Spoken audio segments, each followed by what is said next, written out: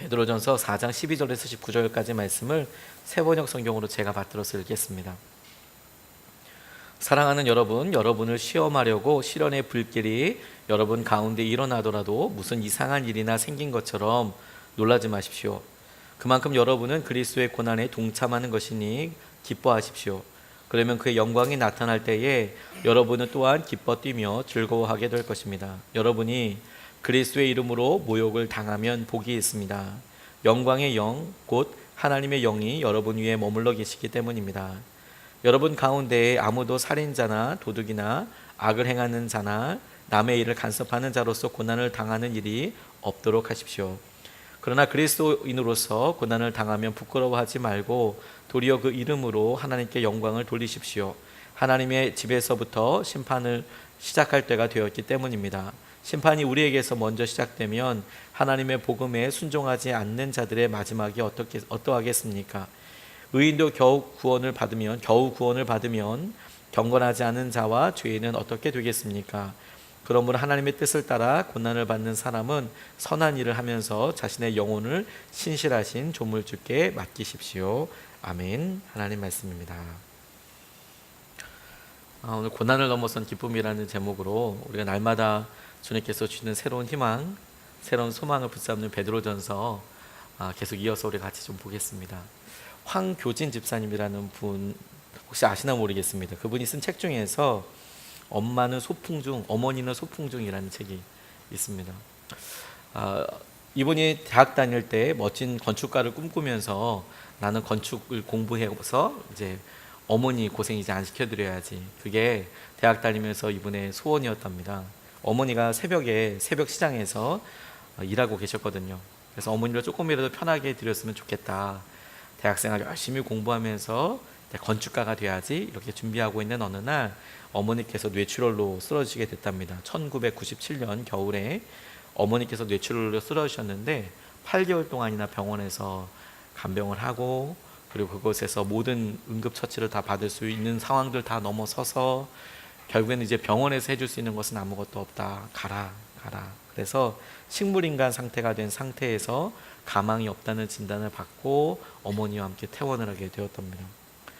그리고 2014년 당시에 2014년을 중심으로 해서 그 당시에 18년째 이 황교진이라는 분이 식물인간 상태의 어머니를 돌보고 있었다라는 것이죠.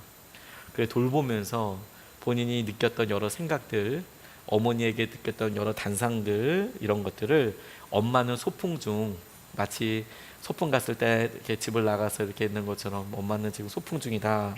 이래서 어머니의 손과 발이 되고 호흡이 되고 그렇게 되어서 45살 아들이 그때까지 이러면서 있었던 일들을 이렇게 적은 거예요. 여러분 기분이 어떠실 것 같습니까? 18년째 어머니 식물인간이면서 그 뒷 감당을 다 하는데 결혼을 한 상태도 아니고 그리고 한참 청혼의 꿈을 꾸고 있을 때 뭐 형제가 없으니까 엄마를 오롯이 자기 혼자 다 봐야 하는데 남자들이 그런 일에 익숙하지 않거든요. 가정일이나 또 어떤 관계에 있어서 익숙하지 않은데 어머니의 그 병든 몸과 마음을 아니 뭐 대화도 되지 않으니까 그야말로 호흡만 있는 식물인간 상태이니까 어떻게 할 수 없는 상태에서 놀라운 것은 이분이 한 번도 포기하거나 달아나고 싶은 생각을 하지 않았다는 거예요. 끝이 보이지 않는 어두운 터널인데 그게 일상인데 유쾌하고 넉넉한 마음으로 있었던 것을 이렇게 에세이로 써서 사람들과 나눴습니다. 근데 신기한 것은 그렇게 18년 동안 나누면서 예쁜 아내도 생기고 어머니를 같이 돌보겠다고 진짜 정말 사랑하나 봐요. 자매가 찾아와서 결혼도 하게 되고 그리고 예쁜 가정도 꾸미게 되고 더 놀라운 것은 엄마를 그렇게 열심히 섬기고 있는 그 에세이를 보고 아주 좋은 기업에서 리크루팅도 해가고 스카웃도 해가고 직장도 얻게 되고 살 길도 열리고 이제 그런 일들을 하게 됐답니다. 이분이 제일 힘든 게 석션이래요. 자가호흡을 하시더라도 의식이 없으신 분들은 기도로 침이 넘어가는 경우들도 있고 그리고 이제 여러 가지 뭐 불순물들이 있기 때문에 가래가 생기기 쉽거든요. 그러니까 이 가래를 2시간마다 한 번씩 석션이라고 이렇게 빼내야 하는데 이게 2시간마다 한 번씩 해야 하는 거예요. 2시간마다. 자매님들 아이들 낳았을 때 아이들이 3시간 4시간에 한 번씩 젖 먹잖아요. 그러면 이거 참 고되죠. 3시간마다 4시간마다 한 번씩 일어난다는 게, 깊이 자지 못한다는 게 그게 거의 너무 힘든데 2시간마다 한 번씩, 그것도 남자 혼자서 그렇게 해야 되는데 그게 제일 힘들었대요. 여전히 힘들고 있는 중이죠. 근데 그런 고난을 통과하면서 잠도 못 자면서 어머니 뒷바라지를 올인해서, 왜냐하면 2시간마다 해야 되니까 어디 나가지도 못하지 않습니까? 올인하면서 이분이 4가지를 깨달았대요. 첫 번째가 뭐냐면, 웃을 수 없는 상황에서 웃게 하시는 분이 계시더라. 어머니를 보면 와, 이거 어떻게 되냐. 근데 이 도저히 웃을 수 막 없는 상황인데 웃게 하시는 분이 계시더라는 거예요. 하나님이시죠, 하나님. 그리고 고난 중에 감사할 수 있는 것들이 있더라는 거예요. 자기가 18년 동안 이렇게 보니까 이거 상황을 누구한테 얘기해도 깝깝하고 이게 뭐 이거 어떻게 해야 될까 싶지만, 자신이 18년 동안 어머니랑 같이 이렇게 간병하면서 있어 보니까 그 고난이라고 할 수밖에 없는, 누가 생각해도 와, 저 집은 그래도 우리 집은 낫네라고 생각할 수밖에 없는데, 근데 그 당사자는 그래도 그 사이에 그래도 고난 중에 감사할 건덕지들이 있더라는 거예요. 그리고 이분이 제일 축복이라고 생각한 거 3번째가 뭐였냐면, 내일 일을 모른다는 게 너무너무 감사하더래요. 내일 일을 모른다는 거. 우리는 잘 이해가 안 가죠. 내일 일을 모르는데 두렵고 불편하지 이렇게 생각하는데, 이분은 우리가 내일 일은 모르지, 내일 어머니가 일어날 수도 있고 어떻게 될지도 모르고 진짜 무슨 일이 모르는데 그게 진짜 희망이 되더래요. 내일 일을 모른다는 거. 그리고 어제의 고통이 생각나지 않는 거, 이게 진짜 감사 제목이더래요. 어제가 너무 힘들고 어제 뭐 어머니 고비를 넘기고 힘든 일이 많았는데, 제가 18년 동안 이렇게 있어 보니까 어제의 고민하고 힘들었던 게 오늘은 생각나지 않더래요. 그런 게 감사 제목이라고 이렇게 이야기하면서 이분이 결론적으로 이렇게 얘기하더라고요. 진짜 기적이 있는데 그게 뭐냐면, 병 낫는 것보다 더 놀라운 기적이 있더라. 어머니가 병을 낫게 돼서 일어나는 것보다 더 놀라운 기적이 자기한테 있었는데, 그 기적이 뭐냐면 마음이 바뀌는 거더라. 이 상황과 이런 것들에 대해서 자기 마음이 바뀌는 게 놀라운 것이더라. 그래서 자기가 이렇게 병간호만 열심히 하고 있었는데 그 사이에 아이도 둘 생기고, 그간에 자기에게 어떻게 믿음이 됐는지를 나누실 때 표징이 되었던 것이 무엇이냐면, 둘째 아이가 이제 임신하면서 이제 어떻게 이제 아래 아이가 어떻게 됐는지 이제 검사를 했는데 뇌성마비를 예상했다는 거예요. 이 아이가 이 안에서 좀 잘못된 것 같아서 태어나면 거의 뇌성마비일 것입니다. 장애아일 것입니다. 그런데 그게 내일 일을 모른다니까. 어머니 보고 계속 기도하고 그래도 낳자. 그래서 믿음으로 낳고 나니까 정상이더라. 믿음으로 하나 또 하나 이렇게 얻게 하시더라. 고난을 누가 좋아서 선택하는 사람이 있겠습니까? 갑자기 우리 삶에 비수처럼 훅 다가와서 우리가 감당할 수 있는 영역, 감당할 수 있는 캐파, 깜냥을 넘어서서 마음의 한계를 훅 넘어서서 찾아오니까 무너지고 힘들고 어려운 일들을 겪게 되죠. 안전지대는 없습니다. 그리고 안전한 사람도 없습니다. 그런데 우리가 오늘 베드로의 고백과 도전을 통하여서 이런 고난이 우리가 지금 당하는 수준에서의 어려움과 두려움과 낙담에만 머무는 것이 아니라, 하나님께서 이것을 통하여서 우리에게 주시는 영광과 기쁨에까지 나아가는 도전이 있다는 것을 오늘 우리 베드로의 말씀을 통하여서 우리 같이 붙잡고 기도하고 싶습니다. 우리가 먼저 이 고난에 대해서 잘 생각하고 분별해 봐야겠다는 생각이 들었어요. 나의 고난이 있고 그리스도의 고난이 있는가? 나의 고난, 그리스도의 고난, 이런 질문을 해보게 됐어요. 12절 13절 말씀에 보면, 사랑하는 여러분은 시험하려고 시련의 불길이 여러분 가운데 일어나더라도 무슨 이상한 일이나 생긴 것처럼 놀라지 마십시오. 그만큼 여러분은 그리스도의 고난에 동참하는 것이니 기뻐하십시오. 그러면 그의 영광이 나타날 때에 여러분은 또한 기뻐 뛰며 즐거워하게 될 것입니다. 이렇게 이야기하고 있어요. 뒷부분에 범죄하여서 짓게 되는, 또 물게 되는 형벌에 대해서도 이야기하죠. 그런 죄에 대한 대가, 벌에 대해서도, 고생스러움에 대해서도 이야기하지만, 그렇게 경고하는 이유도 동일한 맥락 가운데 있습니다. 그게 고생스럽고 너희들이 자발적으로 해서 주위에 있는 사람들의 시선 때문에 그렇지요. 그런데 주님께서 우리에게, 예수 그리스도를 믿는 사람들에게 예수님과 관계에 있어서 생기는, 그 안에 생기는 고난과 어려움은 예수님과의 관계가 끊어질 수 없다면 나의 고난이 따로 있고 주님의 고난이 따로 있는가? 저는 그 부분을 가지고 좀 씨름하게 되더라고요. 제가 저희 자녀들을 이렇게 보니까 자녀들의 문제가 따로 있고 제 문제가 따로 있던가 이런 생각을 해보게 됐어요. 자녀들의 문제는 다 제 문제더라고요. 그게 아무리 제가 보기에는 저랑 상관없어 보이는 일이라고 하더라도 애가 그렇게 신경 쓰고 있으면 제게도 그게 어느 정도는 굉장히 중요한 문제가 되더라고요.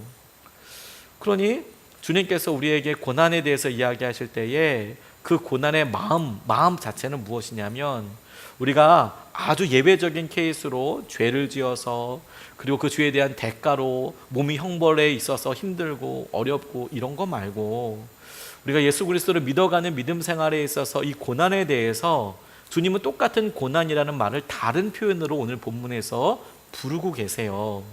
뭐냐면 여러분을 시험하려고 해서 찾았어요. 주님은 그것을 고난이라고 얘기하지 않고 마치 욥에게 욥을 시험하려고 하나님께서 사단에게 여러 허락을 해주셨던 것처럼 주님은 그것을 시험이라고 이야기하시더라고요. 우리는 고난이라고 얘기하는데 하나님은 그것을 시험이라고 이야기하세요.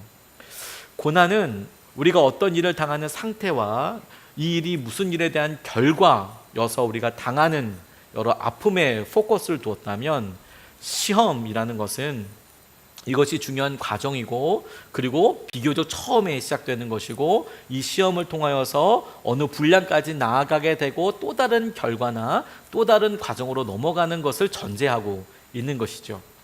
주님께서는 이 고난을 시험이다라고 이야기하고 계세요. 우리를 시험하려고 이런 일들에 대해서 하나님께서 말씀하셨다. 우리의 마음에 여러분, 주님께서 하시는 여러 일들이 주님을 향한 막연한 고백이 아니라 우리 삶의 모두를 아파야 질문하게 되더라고요. 우리 삶에 보다 더 중요한 본질적인 것들이 우리가 없어야 질문하게 되더라고요. 우리의 마음이 가난해져야 그때야 무엇이 중요한지 그리고 앞으로 우리에게 무엇이 남게 되는지를 심각하게 질문하게 되더라고요. 뭔가 많고 뭐가 넉넉할 때에는 그것이 그냥 분주하고 바쁘게 지나가서 도무지 어떤 의미인지 어떤 상황인지 모르는 일이 거의 다반사인데 주님께서 고난이라고 이야기하는 우리는 고난이라고 얘기하고 주님께서는 시험이라고 얘기하시는 그 일을 통해서 우리가 진짜 무엇을 의지하고 있는지 무엇을 보고 있는지가 그냥 다 드러나게 되는 것이죠. 여러 사람들에게 돌아다니다 보니까 하나님께서 제게 믿음의 고난을 받고 계시는 분들을 보게 하여 주시더라고요. 재정적인 어려움 때문에 간절하게 기도 부탁을 하시는 분들이 있어서 같이 기도하다 보면 그러면 하나님께서 이분이 탁월한 재능도 갖고 계시고 그리고 사업 수완도 나쁘지 않은데 왜 이렇게 어려우실까? 이유를 설명해 드릴 수 없는 경우들이 참 많이 있어요. 그런데 잠시 그 문제만 가지고 교제하는 게 아니고 그분을 오랫동안 이어서 보게 되니까 한 가지 중요한 결과들과 그리고 그런 어려움들을 통해서 하나님께서 보여주시는 손가락이 있더라고요. 그분에게 있어서 무엇을 붙잡고 있는지를 보여주실 뿐만 아니라 결국에는 주님 앞에 나오게 하는 것에 대해서 하나님께서 정말 관심이 많으시고 하나님께서 주시는 은혜에 대해서 열리기를 계속해서 부딪히고 이끄시고 인도하여 주시는 거더라고요. 그게 시험의 목적인 겁니다. 저는 제가 선한목자교회에 있을 때 여러 일들, 어려움들 그런 것들보다도 하나님께서 경제적인 것들이나 또 선한목자교회에서 있었을 때 어떤 건축 헌금이나 이런 것들 가지고 저를 되게 많이 도전하셨었거든요. 주님이 제가 뭘 의지하는지 다 보여주시더라고요. 평소 때는 잘 드러나지 않는데 그렇게 한번 주님께서 제게 가장 밑바닥에 있는 것까지 싹 보여주실 때가 있었습니다. 그게 드러나는 게 참 쉽지가 않더라고요. 그리고 목적이 그게 드러나서 뭐 제가 얼마만큼을 헌금을 하고 얼마만큼 의지하고 이게 목적이 아니고 내가 무엇을 붙잡고 있었는지를 여실히 보여주신 다음에 그래서 주님 앞에 더 집중하게 하시는 것이 굉장히 중요한 방향과 목적이라는 것을 여러 번 깨닫게 됐어요. 그래서 주님은 우리가 그렇게 주님을 붙잡는 것 믿음의 시험의 핵심이 주님과 동행하는 것으로 나아가게 되는 것이라고 말씀하신다고 싶어요. 그래서 베드로는 이 고난과 어려움을 오히려 그리스도와 함께하는 증거라고 생각했습니다. 특이하죠. 이 고난을 시험이라고 생각하고 나니까 마치 욥을 이렇게 보면서 주님께서 욥이 뭐 하나 이렇게 보셨던 것처럼 이런 고난이 시험이 주님께서 함께 하시고 주목하고 계시는 것이라고 이렇게 보았던 것 같아요. 그래서 13절에 이렇게 표현하고 있습니다. 그만큼 여러분은 그리스도의 고난에 동참하는 것이니, 이렇게요. 이 고난이 주님을 만나게 되는, 그리스도께서 가지고 계신 고난에 동참하게 되는. 근데 이 고난이라는 것을 십자가에서 이미 돌아가신 주님께서 무슨 고난이 있을까라고 생각하기 쉽잖아요. 근데 제게 이 말씀을 묵상하면서 이렇게 깨달아지더라고요. 이미 십자가에서 돌아가신 주님께서 그 마음속에 고난을 가지고 계신다라면 그것은 분명히 육체적인, 십자가에서 느꼈던 육체적인 고난이 아니라 그리스도의 남은 마음, 주님의 마음에 동참하는 것이다. 우리를 주님께서 이런 고난과 우리 주님께서 보시기에 시험이라는 것을 통해서 주님의 마음으로 우리를 초청하시고 주님의 마음을 인정하게 하시고 그것을 깨닫게 하여 주시는 것이죠.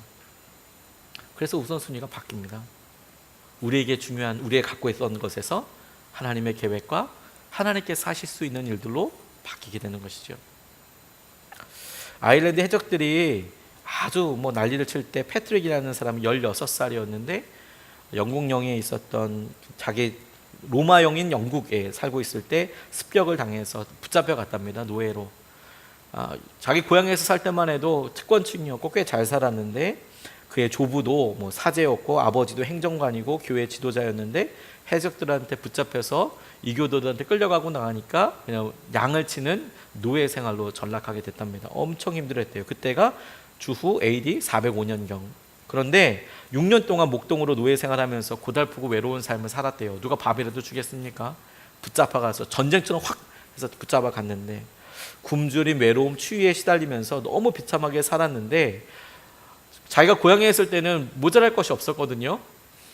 근데 고난, 이거 언제 끝날지도 모르는 이런 아픔들이 있으니까 이 고난 가운데 하나님께서 아주 강력하게 일하시는 것을 보게 됐대요.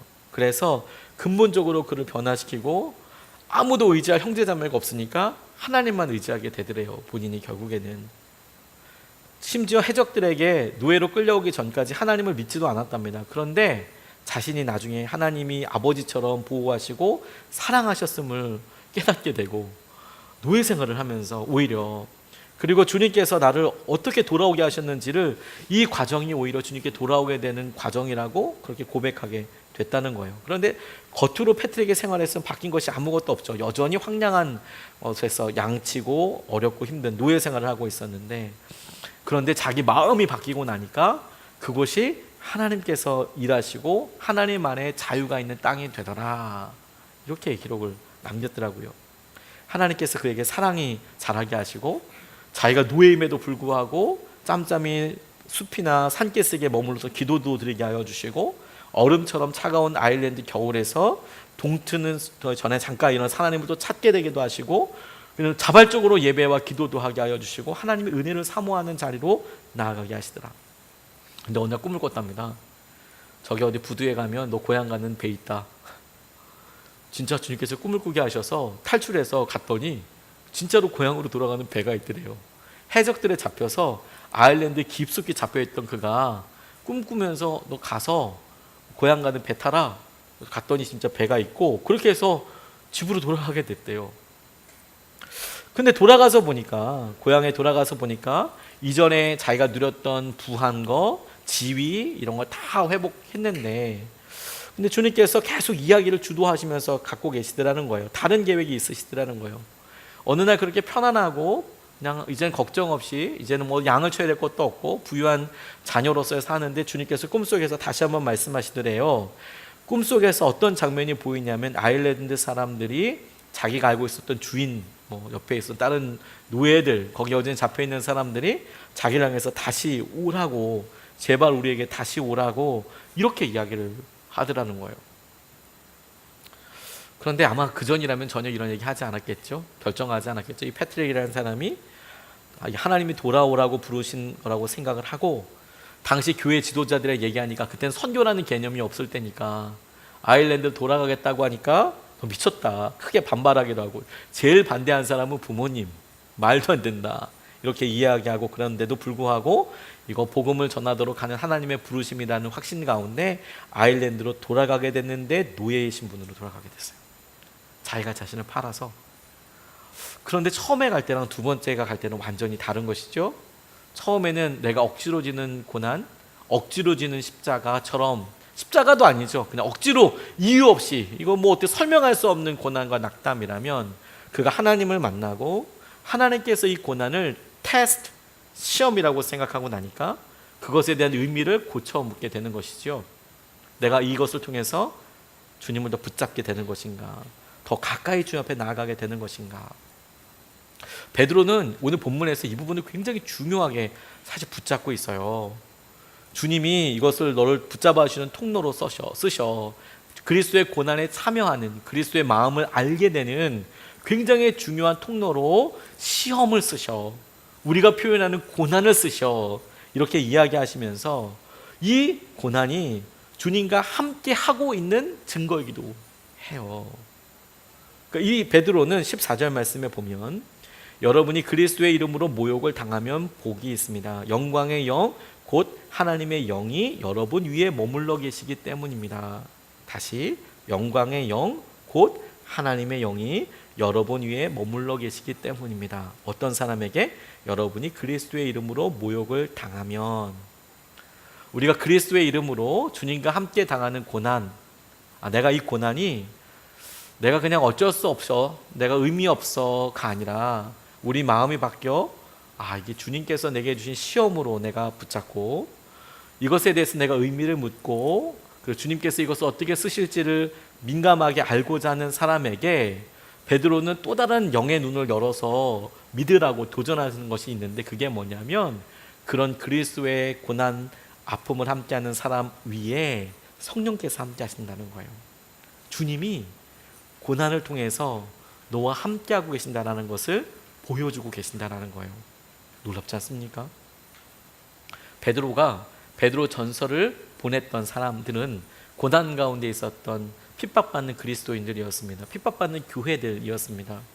그런데 그 교회들을 보내면서 이렇게 얘기하는 거예요. 너무 힘들지 여러분, 힘드시죠 여러분, 고난이 너무 답답하죠. 어제까지 사랑했던 사람이 죽기도 하고, 그런 일이 쉽다고 이야기하는 게 아니에요. 아무렇지도 않다고 이야기하는 게 아닙니다. 그런데 뭐라고 얘기하냐면, 그게 정말 아프고 힘들고 고난인데, 그건 우리가 보기에는 고난이지만 하나님 보시기에는 시험이고, 뿐만 아니라 그렇게 시험을 당하고 있는 사람들이 확신할 수 있는 것이 무엇이냐면 성령께서 당신과 함께하고 계십니다 라는 거예요. 그렇구나, 이 고난이 증거인 거구나. 내가 지금 아프고 힘든 것이, 우리는 오히려 이 아픈 것 때문에, 혹은 내가 재정적으로 힘들고 우리 자녀들이나 관계 때문에 힘든 것 때문에 사람들은 대부분 하나님의 부재, 하나님이 없는 것 아닌가? 하나님이 내 삶에 관심이 없는 것 아닌가? 대부분 이렇게 믿음에 대해서 회의하고 고민하는데, 베드로는 정반대로 뭐라 얘기하냐면, 그리스도와 함께하는 고난 가운데 있는 사람들이 그 고난의 표징이 그리스도께서 함께하고 계신다라는 증거라는 거예요. 하나님의 영광의 영이 너희와 함께하고 계신다. 저 이거 알고 너무너무 놀랐습니다.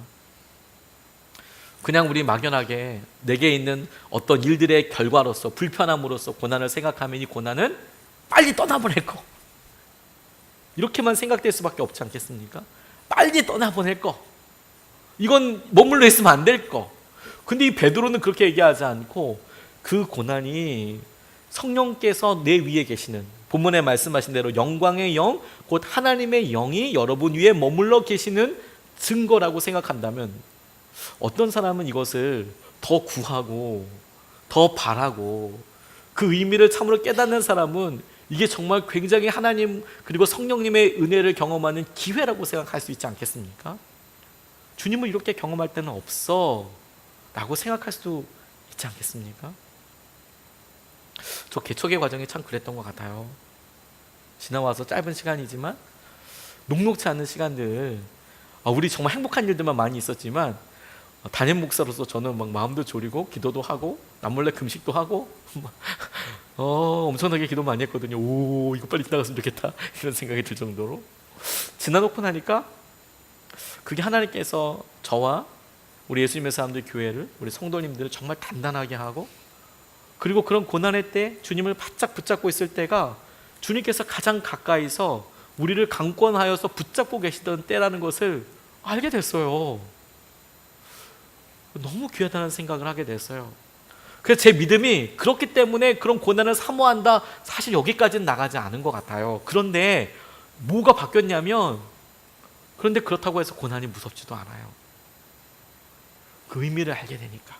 내가 어떤 죄를 지어서 죄에 대한 결과로서 형벌을 받는 것이 아니라면, 내게 머물러 있는 고난을 통해서 그걸 막 기꺼워하면서 내게 고난이 오라 막 이렇게 기도하지는 않겠지만, 내게 지금 고난의 때가 있다면 조심스럽게 주님께 어렵습니다, 힘듭니다 라고 이야기하면서, 그런데 주님이 함께하고 계시는 것을 내가 누리고 싶습니다. 그게 바른 기도이고 붙잡아야 될 믿음이라는 것을 알게 해주시더라고요. 루마니아의 리처드 범브런트 목사님이 루마니아가 공산화된 다음에 엄청난 고생을 많이 하셨습니다. 지하 교회에서 지도자로 활동했는데, 왜 지하 교회에서 활동하게 됐냐면, 루마니아가 차우세스크 정권에서도 볼 수 있다시피 이미 망했지만 공산 정권이 됐거든요. 그래서 유물론에 의각해서 교회 신앙생활하는 것을 허락하지 않았습니다. 핍박했습니다. 순교하는 사람들이 속출했고요. 그래서 1948년에 부인과 함께 체포되어서 14년 동안 상상하기 어려운 고문을 당했답니다. 그런데 이분이 1964년에 세계적인 구명운동으로 풀려나서 미국에서 상원 앞에, 미국의 상원과 하원이 있잖아요. 상원위원들 앞에서 연설 증언을 하게 되었는데, 그때 18군데 몸의 상처를 보여줬다는 거예요. 근데 그것을 보여주면서 했던 말이 놀랍습니다. 고백이 뭐라 얘기했냐면, 나는 고문을 당하면서 예수 그리스도를 위하여 고난당하기에 기뻐했고, 나를 고문하는 공산당원들은 나에게 고통을 주면서 기뻐하여 우리는 다 같이 기뻐했습니다.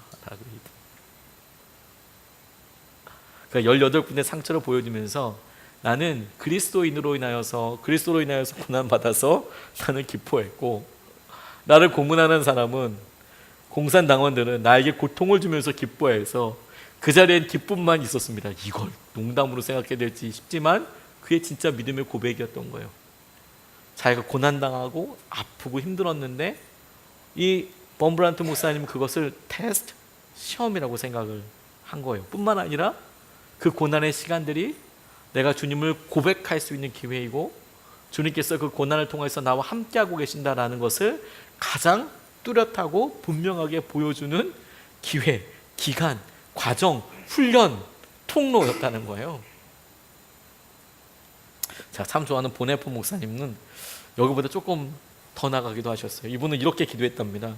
감옥에서 이분이 썼던 기도 제목이 남아있는데, 이분이 이렇게 기도했대요. 감옥에서, 하나님은 제게 많은 복을 주셨습니다. 이제 하나님께서 주시는 고난 또한 받아들이게 해주십시오. 이렇게 기도했대요. 자기가 바깥에 나가서 살 수 있는 기회가 있었지만 감옥에 잡혀와서 언제 죽을지도 모르는 그런 시간들을 보내고 있는데, 그 고난을 순수하게 받아들이면서 뭐라고 고백했던 기도 제목이 이거인 거예요. 내가 바깥에서 복 너무 받았는데 내가 이곳에서 주님의 고난도 함께 받을 수 있는 마음을 주십시오. 옆에 있는 사람들이 보네포를 보면서 이렇게 말했답니다. 그 보네포를 볼 때마다 옆에 계신 같이 수감된 페인 베스트라는 분이 이 보네포를 보면서 성격을 나중에 이렇게 묘사했어요. 같이 수감되어 있었거든요. 뭐라 얘기했냐면, 하나님이 이 사람에게 정말로 계시고 언제나 가까이 계신다고 느껴졌다는 거예요. 이 보네포 목사님을 보면 같이 수감되어 있던 죄수가 정말 주님이 저 사람이 함께하고 계시는구나. 이게 뭐 이렇게 써놓은 것도 아니고 성경책을 읽고 있는, 그냥 주님이 함께하고 계시는 거구나. 그래서 사람들이 이 보네포 목사님이 그 교도소에서 예배드리고 있는데 3회 참석하기도 했다는 거예요. 이 보네포 목사님의 죄명은 뭐였냐면, 당시 히틀러를 암살하려는 조직에 가담되어 있었어요. 본인이 직접 암살하려고 했던 것은 아니고 너무도 많은 사람들 죽이니까 히틀러가 말도 안 되는 일 하니까 독일의 지식인들이 모여서 그렇게 하면 안 되겠다. 이 버스에 어떤 미치광이 운전사가 타서 많은 사람들을 죽음으로 몰아가고 있고 한다면 누군가가 저 버스 기사 빨리 내려야 되는 거 아니냐. 그래서 단체를 만들었는데 그 단체에 같이 소속되어 있었다는 것만으로도, 그리고 이 보네포 목사님이 갖고 있었던 영향력 때문에 사형이 언도되어 있는 상태였거든요. 그런데 1948년 4월 8일에 주일이었습니다. 보네포 목사님이 마지막 예배를 집례했대요. 목사니까 그곳에서도 예배를 집례했었습니다. 근데 이런 수감되는 상황에서 표현하는 딱 맞는 말을 찾았대요. 그가 마지막 기도를 딱 거의 끝낼 즈음에, 그러니까 목사님이니까 아마 축도를 거의 끝낼 즈음에 문이 열리고 민간인 두 사람이 들어왔대요. 보네퍼 수감자, 우리와 함께 갑시다. 말은 이렇게 가볍게 얘기하지만 사람들은 다 딱 안 거예요. 이게 지금 마지막 순간이구나. 이거 지금 이제 사형 집행대로 가는 거구나. 그렇게 이야기하는데 이분이 작별 인사를 하더라는 거예요. 다 아는 거죠. 교도소에서 지금 다 사형 언도받고 기다리고 있을 테니까 이게 지금 무슨 의미인지 보네포 목사님도 알고 주위 있는 사람도 다 알고. 근데 이분이 뭐라고 얘기하냐면 이제 끝입니다. 하지만 나에게 이것은 생명의 시작입니다. 그리고 실제로 이 마지막 또 순간을 본 의사가 기록을 또 남겨놓은 거예요. 보네포 목사님의 마지막 순간을 본 의사가 그의 성격에 대해서 이렇게 말한 거예요. 막사 있는 방의 반쯤 열린 문을 통해서 보네포 목사가 수의를 벗기 전에, 그러니까 이제 수의를 벗고 이제 마지막으로 이제 옷을 갈아입고 이제 교수대 위에 올라가는 거거든요. 무릎을 꿇고 기도하는 걸 봤대요. 의사가 왜 그 모습을 봤을까요? 이 의사는 나중에 검시하는 사람인 거예요. 확실히 목숨이 끊어졌는가 확인하는 의사였던 거거든요. 근데 그 사람이 이렇게 본 거예요. 근데 이상할 정도로 이 사람이 경건하게 하나님이 자신의 기도를 들으신다는 확신에 차서 기도하는 모습으로 보이더라는 거예요. 마지막 기도를 하는데 의사가 주님이 저기 계시는구나. 그리고 형장에서 그는 다시 짧게 기도하고 대담하고도 차분하게 교수대 계단으로 올라가더래요. 이번이 의사였기 때문에 이걸 다 본 거예요. 마지막 순간에 자기가 점검해서 죽었다라고 사인을 쓰기 위해서 지금 이걸 다 보고 있는데, 근데 그와 함께 주님이 정말로 계시더래요. 그리고 자기가 50년을 의사로 일해왔지만 하나님의 뜻에 그토록 철저히 순종하며 죽은 사람을 보지 못했다. 근데 이분이 마지막 설교에서 두 구절을 본문으로 삼았답니다. 그 운명의 날에 본인이 알았는지 몰랐는지는 모르겠지만 그때 뭐라고 두 본문 말씀이 뭐였냐면 그가 채찍에 맞음으로 우리는 나음을 받았도다. 이사야 53장 말씀. 우리 주 예수 그리스도의 아버지 하나님을 찬송하리로다. 그의 많으신 국률대로 예수 그리스도를 죽은 자 가운데서 부활하게 하심으로 말미암아 우리를 거듭나게 하사 산 소망이 있게 하시며. 베드로전서 1장 3절 말씀이었다는 거예요. 사람들이 한결같이 이야기하네요. 그와 함께 하나님이 계시더라. 그가 기도할 때 하나님이 그 기도를 정말 들으시는 것 같더라. 그런데 보네포 목사님의 형편과 상황은 결코 행복한 상황이나 결코 해피엔딩을 생각해 볼 수 있는 상황이 아니고 오히려 그 과정을 모두가 다 알고 있는, 우리가 생각할 수 있는 가장 극단적인 과정을 향해서 가는 거예요. 죽음이라는, 사형 집행이라는 그 과정을 가면서도 우리가 보기에는 뻔한 고난인데, 그런데 주님은 그것을 고난이라고 생각하지 않으시고 그와 함께 하시는 주님을 드러내는 영광의 통로로 쓰시더라라는 거예요. 이상하지 않습니까? 어떤 사람은 고난의 가장 끝이라고 할 수 있는 죽음의 길, 두려움의 길을 가는데 사람들이 보기에, 아니 본인을 포함해서 주님이 함께 하시는 것을 그렇게 분명하게 누리면서 가게 되더래요. 고난당하는, 그리스도의 고난에 참여하는 사람에게 영광의 영, 곧 하나님의 영이 그 위에 거하시는 것을 보이신다는 거예요. 여러분, 그가 진짜로 고민해야 될 게 무엇입니까? 우리의 고난이 사라지는 거? 우리의 고난이 얼마나 아픈 거? 중요한 문제입니다. 저는 그게 정말 중요한 문제라고 생각을 합니다. 그런데 그것과 함께 우리가 만약에 여기에 대해서 조금이라도 생각하지 않았다면 우리가 다시 한번 얼른 퍼뜩 정신 차리고 묻고 질문해야 될 것이 무엇이냐면 이 고난 가운데 주님은 어디 계신가 하는 것이죠. 그리고 난 그 주님을 바라보고 있는가? 그리고 그 주님께서 내게 하고 계신 메시지와 그 주님께서 내게 주시는 힘을 나는 누리고 있는가? 그래서 나는 이 고난을 다시 보고 있는가? 왜냐하면 여러분, 그렇게 바라보는 믿음은, 그렇게 바라보는 시험은, 우리가 표현하길 고난이라고 하는 것은 어떤 사람이 보기에는 기쁨의 순간으로도 될 수 있거든요. 기쁨의 순간도. 16절에서부터 19절까지 말씀에 이렇게 나와 있어요. 그러나 그리스도인으로서 고난을 당하며 부끄러워하지 말고 도리어 그 이름으로 하나님께 영광을 돌리십시오. 하나님의 집에서부터 심판을 시작할 때가 되었기 때문입니다. 심판이 우리에게서 먼저 시작되면 하나님의 복음에 순종하지 않는 자들의 마지막이 어떠하겠습니까? 의인도 겨우 구원을 받으면 경건하지 않은 자와 죄인은 어떻게 되겠습니까? 그러므로 하나님의 뜻을 따라 고난을 받는 사람은 선한 일을 하면서 자신의 영혼을 신실하신 조물주께 맡기십시오. 이렇게 이야기하면서 17절 말씀이 하나님의 집에서부터 심판을 시작할 때가 되었기 때문입니다. 이렇게 이야기하고 있는 것에 주목해야겠다는 생각을 하게 됐어요. 심판의 때를 보게 되니까, 그러니까 뭐라고 이야기하냐면 부끄러워하지 말고 영광을 돌리고, 그리고 기뻐할 수 있어요. 기뻐할 수 있어요. 심판의 때가 얼마 되지 않았습니까? 심판이라고 이야기하면 잘 마음이 두렵습니다. 심판이란다라고. 근데 요즘 우리 요한계시록을 새벽마다 읽고 있습니다. 제게는 참 커다란 영적인 도전이에요.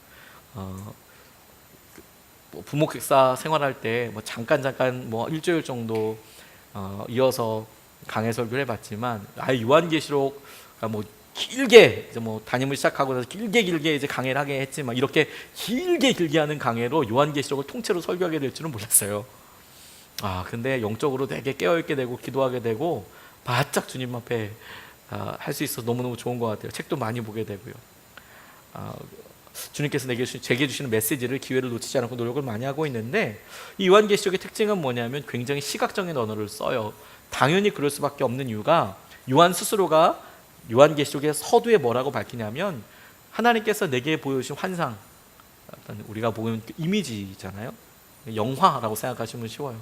어떤 영상을 내가 보고 그 영상을 풀어서 설명을 하는 거예요. 그러다 보니까 자기가 본 게 시각적인 영상이다 보니까 당연히 시각적인 단어들을 많이 쓰겠죠. 그리고 묘사를 많이 할 겁니다. 뿐만 아니라 그 영상을 본다고 할 때 주님의 음성이 들려와요. 그래서 그 들은 것을 본인이 소아시아 7교회들에게나, 그리고 그 요한계시록을 읽는 사람들에게 전달합니다. 근데 이걸 읽는 사람은 마치 드라마나 혹은 시나리오에 이런 대본을 보는 것처럼 이것저것 그 장면 떠오르는 게 쉽지가 않아요. 그러니까 잘 모르니까 이제 두렵다고. 거기 나오는 게 멸망 이런 거 있으니까 막연한 두려움부터 나 죽는 거 아니야? 불 타는 거 아니야? 이런 느낌이 들지만, 근데 이 전후 맥락을 보게 되면 전혀 그렇지 않아요. 요한이 이것을 썼던 이유는 당시에 고난받고 핍박받고 있는 사람, 고난 가운데 있는 사람을 위로하기 위해서 썼거든요. 마지막 때가 올 거예요. 이제 곧 끝날 거예요. 그러니까 조금만 참으세요. 주님께서 다 알고 계세요. 다 알고 계시니까 염려하지 마세요. 억울해하지 마세요. 주님께서 심판이란 단어 쓰셨지만, 그런데 믿음의 사람들한테는 심판이란 단어로 들리지 않고 주님께서 이 모든 일대로 갚아주시는 날. 심판이란 단어는 주님을 믿지 않는 사람들에게, 심판 당해야 할 사람들에게, 근데 주님 앞에 나아가야 될 우리에게는 하나님께서 이 모든 일들을 보아주시고 갚아주시는 날, 샘하여 주시는 날. 월급날이라고 생각해 보시면 얼마나 기쁩니까? 마지막 받을 때 기쁨과 은혜 누리게 되는 거 아닙니까? 근데 오늘 베드로가 똑같이 얘기하는 거예요. 멀지 않았다. 심판의 때가 멀지 않았다. 이 심판을 다시 말을 바꿔서 이렇게 다시 한번 읽어보죠. 하나님께서 계산하여 주실 때가 얼마 남지 않았다. 하나님께서 이 모든 일 다 하시고 우리를 만나 주실 때가 얼마 남지 않았다. 우리의 고백에 대해서, 우리의 믿음에 대해서. 근데 여러분, 우리는 이미 주님께서 이 얘기를 2000년 전에 하셨다는 것을 알고 있습니다. 얼마나 더 기다리면 될까요? 얼마나 더 기다리면 될까요, 여러분? 여러분 그게 얼마라고 생각되십니까? 여기서 잘못하면 이단 되는 겁니다. 얼마 기다리면 되겠습니까? 100년 안 남았다고 생각이 듭니다. 제가 이렇게 확실하게 이야기할 수 있는 이유를 좀 들어야 됩니다. 이거 잘못 인용하면 또 제가 갑자기 100년 안에 주님 오신다고 이렇게 했다고 싶어서, 근데 그게 아니고 진짜 100년 안에 주님 오십니다. 제가 왜 그렇게 확신 있게 얘기할 수 있냐면, 제가 장례를 은혜롭게 인도하게 됩니다. 그러니까 저 때문에 은혜로운 게 아니라 그렇게 장례를 당하신 그분이 평소 때 믿음으로 어떻게 사셨는지를 제가 알기에 이분 참 믿음의 사람이었습니다. 장례식이지만 은혜롭게 제가 정말 믿음으로 고백드릴 수도 있고, 고인은 참 정말 믿음의 사람이었습니다. 뿐만 아니라 그 가정이 또 그런 경우도 여럿 있거든요. 이 믿음의 가정에 하나님께서 이런 일을 이루셨습니다라고 자신 있게 이야기할 수 있어요. 근데 그때 데살로니가 전서나 하나님께서 하신 여러 말씀들을 통하여서 하나님께서 하신 일, 그리고 이 죽음이 우리에게 의미하는 영적인 의미에 대해서 말씀은 이렇게 선포하고 계세요. 자는 것이다 라고요. 죽는 게 아니고 자는 것이다 라고요. 제가 중학교 때 저 남학교 나왔는데요, 친구들이 시험 공부하자고 지네 집에서 자자고 그랬어요. 물론 중학교 1학년 2학년 때는 하지 않고 중3 때, 물론 다 그 스토리를 알죠. 공부하러 갔다가 뭐 밥이나 시커 먹고 자는 거죠. 뭘 시험도 망치고 다 같이 망치자 이런 느낌 아니겠습니까? 다 같이 망치러 이제 가는 건데, 아무튼 친구가 이렇게 불러서 시험 공부하자 그러면 이제 가면 뭐 이제 중3 애들 뭘 알아요. 뭐 중학교 때 애들이 그냥 뭐 먹고 이제 뭐 공부한다니까 부모님은 잘해 주시지만 뭐 안에서 맨 뭐 그렇죠, 뭐 얘기나 하고. 그런데 제가 같이 친한 친구 중에서 정말 귀신같이 자는 애가 있었어요. 지가 불러놓고서 딱 자는 거예요. 참, 왜 불렀는지. 그 옆에서 자면 또 되게 졸리거든요. 우리 끝까지 결사 공부 뭐 이런 느낌으로 같이 우리 밤새서 공부하자, 그것까진 좋았는데 너무 일찍 자는 거예요. 그거 다 재워요. 근데 저같이 또 이제 원칙에 충실한 사람들 끝까지 또 이제 공부하려고 노력을 하는데, 그 다음날 뭐 졸다 일어났던 공부했던 신기한 건 뭐냐면, 그렇게 완전히 그 불 딱 꺼져서 이렇게 필름 끊겼다가 아침에 또 멀쩡히 또 일어나가지고 아무 일도 없었듯이 시험 같이 보러 가는 거예요. 진짜 아무 일도 없었듯이 죽은 듯이 자다가 제가 눈물을 비비면서 버텼던 그 3시간, 4시간, 5시간 이 정도를 걔는 정말 테이프를 딱 끊듯이 잤어요. 그냥 팍. 그리고 똑같이 시험을 보러 이제 가는 거예요. 주님께서 말씀을 통하여서 우리에게 죽음의 영적인 의미를 자는 것이라고 말씀하실 때, 그 자는 것이란 우리가 보기에 물리적인 시간이 똑딱똑딱 흘러서 100년이다 1000년이다 우리는 세고 있지만, 믿음 가운데 하나님 품으로 가신 고인을 생각하면, 믿음의 선배들을 생각하면 이분들에게는 그게 흐르는 시간이 아니고 그의 삶에 있어서 바로 그 다음 찰나의 시간으로 넘어가는 거겠죠. 마치 우리가 깊은 잠에 잠깐 훅 빠졌다가 다음에 바로 일어나게 되듯이, 중간에 어떤 일이 있었는지 아무도 몰라요. 근데 그 잠의 순간에 그 긴 기간을 우리는 초를 세면서 이게 얼마나 몇 년이나 됐냐고 흐른다고 이렇게 이야기할지 몰라도, 주님 안에서 잠자는 사람은 눈 뜨면 바로 주님 바로 앞일 거예요.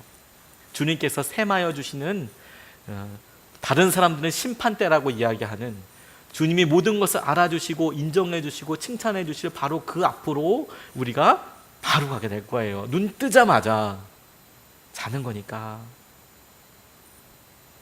우리 가운데 100년 사실 분이 있으실 수도 있겠지만 100년 남지 않았습니다, 여러분. 우리가 눈 감고 그리고 바로 눈 뜨면 그럼 주님 앞일 거예요. 우리에게 있어서 여러분, 우리가 생각하는 것이 물리적으로 100년도 안 남았어요. 주님 보실 날이.